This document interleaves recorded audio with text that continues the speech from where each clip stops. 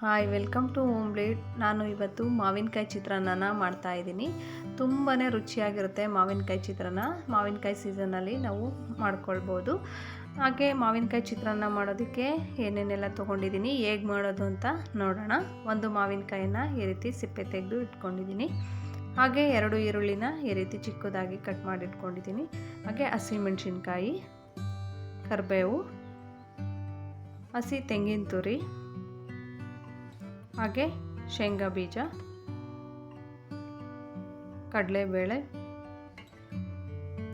ಉದ್ದಿನಬೇಳೆ, ಸಾಸಿವೆ, ಹಾಗೆ ಜೀರಿಗೆ, ಅರಿಶಿನ, ಹಾಗೆಯೇ ಮಾವಿನಕಾಯನ್ನು ಈ ರೀತಿ ತುರಿದ್ಬಿಟ್ಟು ಇಟ್ಕೊಂಡಿದ್ದೀನಿ. ಒಂದು ಅರ್ಧ ಮಾವಿನಕಾಯಿ ಆದರೆ ಸಾಕಾಗುತ್ತೆ.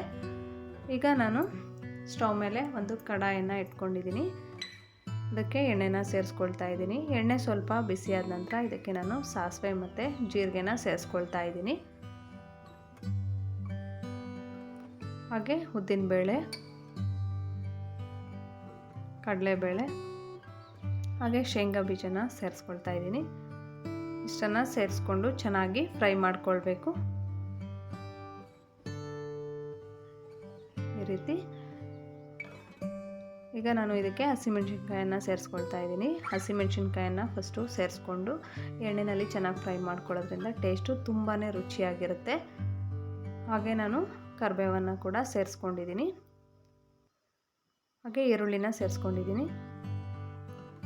ಈಗ ಇಷ್ಟನ್ನು ಚೆನ್ನಾಗಿ ಫ್ರೈ ಮಾಡ್ಕೊಳ್ಬೇಕು.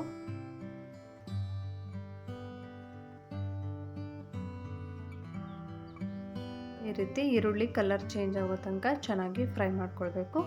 ಈಗ ನಾನು ಇದಕ್ಕೆ ಸ್ವಲ್ಪ ಉಪ್ಪನ್ನು ಸೇರಿಸ್ಕೊಳ್ತಾ ಇದ್ದೀನಿ. ಹಾಗೆ ಸ್ವಲ್ಪ ಅರಿಶಿನ ಪುಡಿನ ಸೇರಿಸ್ಕೊಳ್ತಾ ಇದ್ದೀನಿ.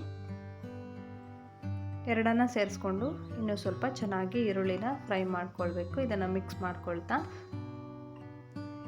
ಇದಾದ ನಂತರ ನಾನು ಇದಕ್ಕೆ ತುರಿದಿಟ್ಕೊಂಡಿರೋ ಮಾವಿನಕಾಯನ್ನು ಸೇರಿಸ್ಕೊಳ್ತಾ ಇದ್ದೀನಿ. ಮಾವಿನಕಾಯನ್ನು ಸೇರಿಸ್ಕೊಂಡು ನೀಟಾಗಿ ಮಿಕ್ಸ್ ಮಾಡಿಕೊಂಡು ಸ್ವಲ್ಪ ಫ್ರೈ ಮಾಡಿಕೊಂಡ್ರೆ ಸಾಕು. ತುಂಬ ಹೊತ್ತು ಫ್ರೈ ಮಾಡೋ ಅವಶ್ಯಕತೆ ಇಲ್ಲ.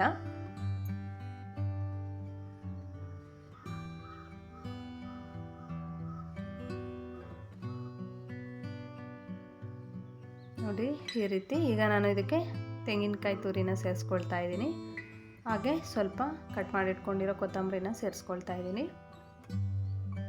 ಎರಡನ್ನು ಸೇರಿಸ್ಕೊಂಡು ನೀಟಾಗಿ ಮಿಕ್ಸ್ ಮಾಡ್ಕೊಳ್ಳೋಣ.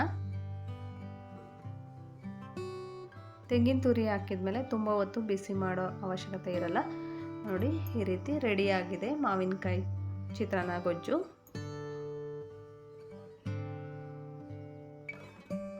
ಈಗ ನಾನು ಮೊದಲೇ ರೈಸನ್ನು ಮಾಡಿ ಇಟ್ಕೊಂಡಿದ್ದೀನಿ.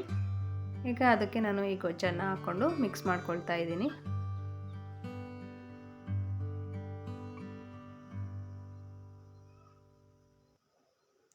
ಈ ರೀತಿ ಮಿಕ್ಸ್ ಮಾಡ್ಕೊಳ್ಬೇಕು.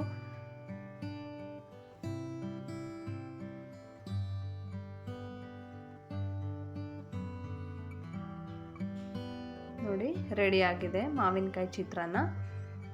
ಈಗ ನಾನು ಇದನ್ನು ಒಂದು ಬೌಲಲ್ಲಿ ಸರ್ವ್ ಮಾಡ್ಕೊಳ್ತಾ ಇದ್ದೀನಿ.